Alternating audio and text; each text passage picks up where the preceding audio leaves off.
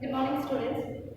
ఈరోజు ఆక్వాకల్చర్లోని మొట్టమొదటి పేపర్ అయిన ప్రిన్సిపల్స్ ఆఫ్ ఆక్వాకల్చర్ యొక్క ప్రాముఖ్యత, దాంట్లో ఉండే ప్రధాన అంశాలు అనే పేపర్ నుంచి ఫస్ట్ ఇంట్రడక్షన్ లెసన్ ఈరోజు మాట్లాడుకుందాం. ఆ పేపర్ని మనం చదువుకోవడానికి గల నెసెసిటీ ఏంటి, ప్రాముఖ్యత ఏంటి, మనం చదువుకోవడానికి అంటే కనుక మనం ఆక్వాకల్చర్ గురించి తెలుసుకోవాల్సిన ఆవశ్యకత ఎంతైనా ఉంది. ఎందుకు అంటే కనుక ఇప్పుడు మనం లెసన్ విన్న తర్వాత మనకి అర్థమవుతుంది అన్నమాట. అంటే కనుక మనకి ఇండియాలో జనాభా చాలా ఎక్కువ. సరే, ఈ మాట చాలాసార్లు చెప్పాను. ఎందుకు అనేది మనం ఈ లెసన్ చదివిన తర్వాత ఇంకొంచెం ఎక్కువగా మీకు అది తెలుస్తుంది. సరే, మనం చూస్తే కనుక మనం 1947లో మనం ఇక్కడ మెన్షన్ చేసిన ఇండియాలో 1947లో భారతదేశం అనేది, మన ఇండియా అనేది ఆహారానికి చాలా కొరతగా ఉంది. ఎంత అంటే మనం వేరే దేశాల నుంచి, అంటే మనకంటే కొంచెం ఆహారంలో సంపన్న దేశాల నుంచి అప్పుడు మన దేశం కంటే మిగతా దేశాలలో ఆహారం ఎక్కువగా ఉంటే ఆ దేశాల నుంచి మనం కొన్ని పథకాల ద్వారా, కొన్ని స్కీమ్స్ ద్వారా, ఆ స్కీమ్స్ పేర్లు PL480 అనే పథకాల ద్వారా మనం ఆ కంట్రీస్ నుంచి ఆహారాన్ని తెచ్చుకొని తినేవాళ్ళం. అంత భయంకరమైన పరిస్థితుల్లో మన ఇండియా ఉండేది. ఎందుకు అంటే కనుక అప్పుడు వ్యవసాయం చేసేవారు నిజమే, కాకపోతే అప్పుడు ఎక్కువ వర్షాల మీదే ఆధారపడుతూ ఉండేవారు. ఇప్పుడంటే ఏంటి, ఒక పవర్ ఇంట్రడ్యూస్ చేసి ఆ పవర్ ద్వారా భూమిలో ఉన్న వాటర్ని మోటార్స్ ద్వారా మనం ఎప్పుడు కావాలంటే అప్పుడు మనం పంట పొలాలకి విడుదల చేసి దాని నుంచి ఆహారం ఉత్పత్తి చేసుకుంటున్నాం. కానీ ఒకప్పుడు అలా ఉండేది కాదుగా. కరెంట్ అనేది లేని సమయాల్లో వాళ్ళు ఏం చేసేవారు, ఇక ఋతుపవనాలపైనే ఆధారపడుతూ ఉండేవారు. ఋతుపవనాలు సక్రమంగా ఉన్నాయా అంటే సరే, లేదు అంటే ఆ సంవత్సరం ఆహార పంట అంతా కూడా వృధా అయిపోయేది. కానీ అటువంటి పరిస్థితుల్లో మన భారతదేశము అధికమైన ఆహార కొరత అనే బాధని భరించింది. సో ఇప్పుడు ఆ యొక్క గవర్నమెంట్ ఏం చేశారు అంటే, ఖచ్చితంగా మన ఇండియాలో ఆహారం యొక్క ఉత్పత్తిని పెంచాలి, అది ఎలా అయినా సరే ఖచ్చితంగా పెంచాలి అనే ఒక దృఢమైన నిశ్చయానికి వచ్చారు. అలా వచ్చినప్పుడు మనకి పంచవర్ష ప్రణాళికలు ఉంటాయి, తెలుసు కదా. సరే, ఈ పంచవర్ష ప్రణాళికలలో ఏం చేశారు అంటే కనుక ఇండియా 1974 ఇయర్లో ఆ సంవత్సరంలో జరిగిన పంచవర్ష ప్రణాళికలో ఏం చేశారంటే, మనకి ఇండియా ఎప్పుడు కూడా ఇతర కంట్రీల పైన ఆధారపడుతూ ఫుడ్ని తీసుకుంటూ ఉంది, మనం ప్రొడక్ట్ చేసుకోలేమా అని ఆలోచించడం జరిగింది. మీకు తెలుసా, అనేక దేశాల కంటే మన దేశంలో వాతావరణ పరిస్థితులు చాలా మెరుగైనవి. ఏంటి ఇలా చెప్తున్నారు అంటే కనుక నిజం. ఎందుకంటే మనకు ఉన్నటువంటి జలాశయాలు, మనకు ఉన్నటువంటి చెట్లు, మనకు ఉష్ణ ప్రాంత మండలం, అందువలన అనేక రకాలైన మొక్కలు పెరుగుతూ ఉంటాయి, అనేక రకాలైన జంతువులు తిరుగాడుతూ ఉంటాయి. అండ్ దీని నుంచి మనం ఎలాంటి ప్రొడక్ట్స్ అయినా కూడా సంపాదించుకోవచ్చు. ఇంకొకటి, మానవ ఉత్పత్తి కూడా ఎక్కువ, మనకి మానవ వనరులు ఎక్కువ, నీటి వనరులు ఎక్కువ, వృక్ష వనరులు ఎక్కువ, జంతు వనరులు ఎక్కువ, కానీ వీటిని ఉపయోగించే వాళ్ళే తక్కువ. దానివల్ల ఏం జరుగుతుంది అంటే ఆహార కొరత ఏర్పడింది. తర్వాత గవర్నమెంట్ ఏం చేసింది అంటే కనుక మన ఇండియాలో మొత్తం అందరూ కూడా పంచవర్ష ప్రణాళికలు చూసి వాళ్ళందరూ మనము వ్యవసాయ రంగాన్ని ప్రోత్సహించాలి, ఖచ్చితంగా మనం దాన్ని ప్రోత్సహిస్తే కనుక దాని నుంచి ఆహార ఉత్పత్తి పెరుగుతుంది, తద్వారా మనము కొంచెం అప్పుల నుంచి తొలగిపోతాము. మనం ఒక ప్లేస్ నుంచి కొనాలంటే మనీ ఇన్వెస్ట్ చేయాలి కదా, సో మనమే పెంచుకుంటే మంచిది కదా అని ఆలోచించాలి. ఏంటి ఆక్వాకల్చర్ గురించి మొదలుపెట్టి వ్యవసాయ రంగం, అగ్రికల్చర్ గురించి మాట్లాడుతున్నారు అనుకుంటున్నారా? చూడండి, మనకి ముందు నుంచి జరిగే చరిత్రది. మనం ఈ ప్రాముఖ్యత తెలుసుకుంటేనే ఆక్వాకల్చర్ని ఎందుకు ఇంట్రొడ్యూస్ చేశారు, దాన్ని ఎందుకు ఇంత ఇంపార్టెంట్గా డెవలప్ చేస్తున్నారు అనేది తెలుస్తుంది. అగ్రికల్చర్లో మొట్టమొదటిగా పంచవర్ష ప్రణాళికలో తీసుకునే నిర్ణయం ద్వారా ఏం జరిగింది అంటే కనుక మన వాళ్ళు చేపట్టారు ఏ ఉద్యమాన్ని, గ్రీన్ రెవల్యూషన్ని స్టార్ట్ చేశారు. అదే అగ్రికల్చర్ ఎప్పుడైతే స్టార్ట్ చేశారో 1977 నుంచి 1994 వరకు కొన్ని టన్నుల, ఎన్ని టన్నులు అంటే కనుక 130 నుంచి 200 10 మిలియన్ టన్స్ మనకి ఆహారాన్ని ఉత్పత్తి చేయడం జరిగింది. అలా ఉత్పత్తి చేసినప్పటికీ కూడా మన భారత జనాభానికి ఆహారం సరిపోలేదు. ఇక్కడి నుంచి స్టార్ట్ అయింది మన యొక్క టాపిక్. అర్థమవుతుందా? ఇక్కడ 130 నుంచి 210 మిలియన్ల అగ్రికల్చర్లో, అంటే అది కందులు అవ్వచ్చు, మినుములు అవ్వచ్చు, గోధుమలు అవ్వచ్చు, వరి అవ్వచ్చు, వాట్ ఎవర్ ఇట్ ఈస్, వాటిని అందరినీ కూడా అగ్రికల్చర్లో ఎంత ఉత్పత్తి చేసినప్పటికీ మన భారతదేశ జనాభా చాలా ఎక్కువగా ఉంది. వాళ్ళకి కావాల్సిన పోషక పదార్థాలు చాలా ఎక్కువగా ఉన్నాయి. దాని ద్వారా ఇంకా పెంచాలి, ఇంకా వేరే రకమైన ఆహార పదార్థాలు మనము ఏం చేయాలి, పెంచాల్సిన అవసరత ఉంది, అభివృద్ధి పరచాల్సిన అవసరత ఉంది అని వాళ్ళు కనుగొనడం జరిగింది. ఇలా కనుగొనడం వల్ల ఏం జరిగిందంటే ఆక్వాకల్చర్ అనేది మొట్టమొదటిగా ఇంట్రొడ్యూస్ అయిందనమాట. అసలు ఆక్వాకల్చర్ అంటే ఏంటి, దాని మీనింగ్ ఏంటి అంటే కనుక ఆక్వా కల్చర్ అంటే ఆక్వా అనేది నీటికి సంబంధించిన పదం. యాక్చువల్గా ఆక్వాకల్చర్ అనే పదం మనకి లాటిన్ నుంచి వచ్చిన వర్డ్ అనమాట. మనకి నీటి నుంచి ఆహారాన్ని ఉత్పత్తి చేయడం, లేకపోతే నీటిలో పండించడం అనే పదంగా మనకి ఇది పరిగణించవచ్చు ఆక్వా కల్చర్. సో ఇది బ్లూ రెవల్యూషన్లోకి వస్తుంది అనమాట. అండ్ వైట్ రెవల్యూషన్ కూడా మనకు వచ్చింది ఫుడ్ కోసం చాలా వేస్ మనం వెతుకుంటూ వచ్చాం. ఫస్ట్ గ్రీన్ రెవల్యూషన్, తర్వాత బ్లూ రెవల్యూషన్, వైట్ రెవల్యూషన్, ఇలా మనము వీటిలన్నిటి ఈ విప్లవాలన్నింటినీ ఎందుకు చేశాము అంటే కనుక ఆహారాన్ని పెంచడం కోసం, ఆహార కొరతను తీర్చడం కోసం, జనాభా యొక్క పెరుగుదలకు కావలసిన ఆహారాన్ని మనం ఏర్పరచడం కోసం ఈ విధమైన ప్రక్రియలన్నింటినీ జరగడం జరిగిందనమాట. వైట్ రెవల్యూషన్ అంటే ఏంటి అంటే ఇది క్షీరము, ఎగ్స్ సంబంధించిన అంటే డైరీకి సంబంధించిన, డైరీ అండ్ పౌల్ట్రీ మనకి వైట్ రెవల్యూషన్లోకి వస్తాయన్నమాట. మనకి డైరీకి సంబంధించిన ప్రొడక్ట్స్, పాలు, వెన్న, లేకపోతే అక్కడి నుంచి వచ్చే ప్రతి ప్రొడక్ట్ అర్థమవుతుందా, అండ్ పన్నీర్, ఇటువంటివన్నీ కూడా మనకి పాలకు సంబంధించిన పదార్థాలు, అలాగే కోళ్ళకి సంబంధించిన పదార్థాలు అంటే మీట్, కోళ్ళ నుంచి వచ్చే మాంసం కానీ లేకపోతే కోడి గుడ్లు కానీ వీటిలన్నింటినీ పెంచడం, వాటికి సంబంధించిన విప్లవం అనేది చేయడం అనేది దాని యొక్క ఆహారాన్ని అభివృద్ధి చేయడం కోసం మనకి వైట్ రెవల్యూషన్ వచ్చిందనమాట. సో ఇక్కడ బ్లూ రెవల్యూషన్ అంటే ఏంటంటే వాటర్లో పెంచే జల జీవుల యొక్క అభివృద్ధి గురించి వాడే పదం అనమాట. ఆక్వాకల్చర్ని చూసుకుంటే కనుక ఆక్వాకల్చర్లో మనం చేపల్ని, రొయ్యల్ని, లాబ్స్టర్స్ని, పీతల్ని, అలాగే నీటి మొక్కల్ని, ఇలా చాలా జలచర జీవులు, ఆయిస్టర్స్ని, మనం ఆయిస్టర్స్ని కూడా చాలా మంది తింటూ ఉంటారు, నత్తల్ని, అలాగే మొలస్కన్స్ సంబంధించిన వాటిని కూడా చాలా మంది తింటూ ఉంటారు. అండ్ ఇలా వీటిని పెంచే విధానాన్ని అంతటినీ కూడా ఆక్వాకల్చర్ అంటూ ఉంటారనమాట. ఆక్వాకల్చర్ని పెంచే విధానంలో నీటి ద్వారా వీటిని పెంచుతూ ఉంటాం కాబట్టి నీరుని బ్లూ కలర్ ఇండికేట్ కాబట్టి దీన్ని ఏమంటామమ్మా బ్లూ రెవల్యూషన్ అంటూ ఉంటామన్నమాట. సో ఇది ఆక్వాకల్చర్ అంటే. దాని ప్రాధాన్యత మనం చూసుకుంటే కనుక ఆక్వాకల్చర్ ప్రాధాన్యత అనేది చూసుకుంటే కనుక ఆక్వాకల్చర్ ప్రాధాన్యత అనేది మనకి తెలిసే విధానం ఎలా అంటే కొన్ని కంట్రీస్తో మనం కంపేర్ చేసుకుంటేనే దాని యొక్క ఇంపార్టెన్స్ అనేది మనకు తెలుస్తుంది. చూస్తే కనుక అమెరికాలో మనకి వాళ్ళు ఒక పర్ డేకి 70 మిల్లీగ్రామ్స్ ప్రోటీన్స్ తీసుకుంటున్నారనుకోండి పర్ డే. మన వాళ్ళు జస్ట్ 1.0 మిల్లీగ్రామ్స్ పర్ డే మాత్రమే తీసుకుంటున్నారు. అంటే ఎంత డిఫరెన్స్ ఉంది, 69% డిఫరెంట్. పర్సెంటేజ్ అంటే 69 మిల్లీగ్రామ్స్ మనకి డిఫరెన్స్ వచ్చేస్తుంది.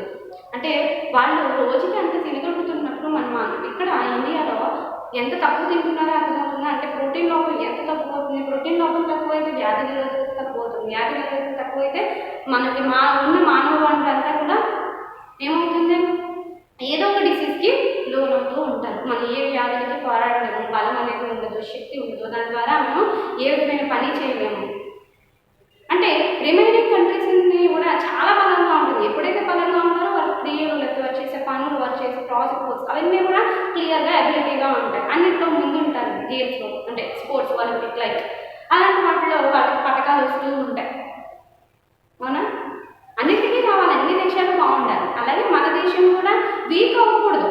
వీక్ అవ్వకూడదు అంటే ఏం చేయాలి, మనం కూడా బాగా తినాలి అంటే ఆహార ఉత్పత్తి బాగుండాలి. ఆహార ఉత్పత్తి బాగుండాలి అంటే మనము ఇలా గ్రీన్ అని, బ్లూ అండ్ వైట్ రెవల్యూషన్స్ని మనం ఖచ్చితంగా ఫాలో అవ్వాలి. వారు చెప్పే ముఖ్యాంశాలు మనము పాటించాలి.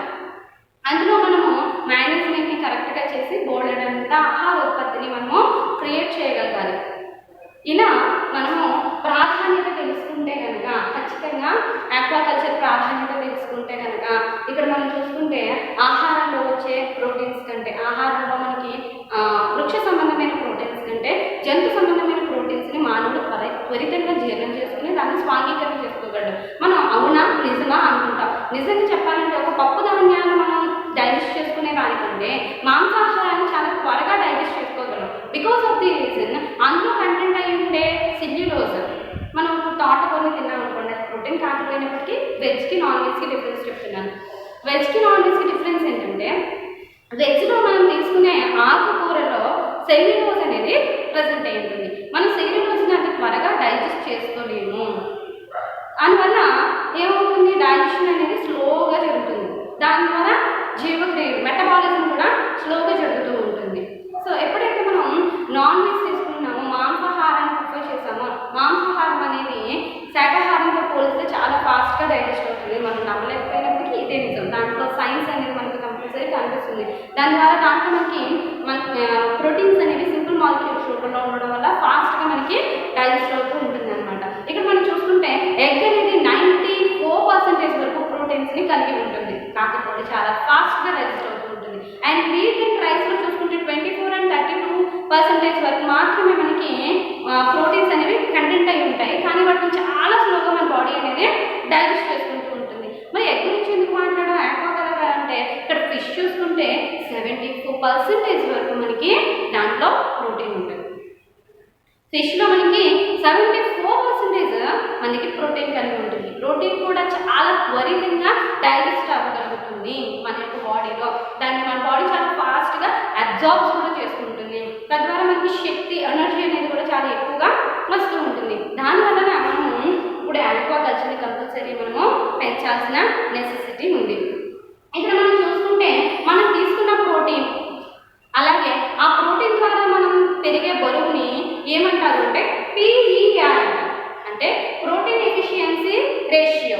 Protein efficiency ratio. ఈ ప్రోటీన్ ఎఫిషియన్సీ రేట్ అనేది దేని మీద ఆధారపడి ఉంటుంది, మనం కన్జ్యూమ్ చేసే ప్రోటీన్స్ పైన ఆధారపడి ఉంటుంది. మనం ఏ పదార్థాన్ని ఎక్కువగా అంటే ప్రోటీన్స్ కలిగి ఉన్న ఏ పదార్థాన్ని అయితే మనం ఎక్కువగా తీసుకుంటామో అప్పుడే మనం త్వరితంగా వెయిట్ గెయిన్ చేయగలుగుతాము. మన బాడీకి కంపల్సరీ మన వెయిట్ ఎంత ఉంటున్నామో అన్ని గ్రామ్స్ కంపల్సరీ మనకి ప్రోటీన్స్ పర్ డేకి అవసరం అవుతుంటాయి. ఫర్ ఎగ్జాంపుల్ ఒక 60 kgs someone, 57 kgs per someone, వాళ్ళకి డేకి 57 మిల్లీగ్రామ్స్ ప్రోటీన్ అవసరం అవుతూ ఉంటుంది. 60 kgs వెయిట్ ఒకరు ఉన్నారనుకోండి, వాళ్ళకి పర్ డేకి 60 మిల్లీగ్రామ్స్ ప్రోటీన్ అనేది వాళ్ళకి అవసరం అవుతుంది. మరి మన భారతదేశాన్ని అమెరికాతో కంపేర్ చేసుకున్నప్పుడు ఎంత తీసుకుంటున్నాము, 1 మిల్లీగ్రామ్స్ ప్రోటీన్. ఎంత దారుణం అంటే ఇంకా మనం ఎంత ప్రోటీన్ తీసుకోవాల్సిన అవసరం ఉంది. ఎగ్ని కానీ లేదా ఫిష్ని కానీ డైలీ మనం మన యొక్క డేలో మన ఫుడ్లో మనం దాన్ని కంపల్సరీ ఇంట్రడ్యూస్ చేసుకోవాల్సి ఉంది. అలా చేసుకుంటేనే మన ఇండియాలో ఉన్న ప్రతి ఒక్కరు కూడా కావాల్సిన ప్రోటీన్ని వారి యొక్క బాడీలోకి పంపించిన వారు అవుతారు.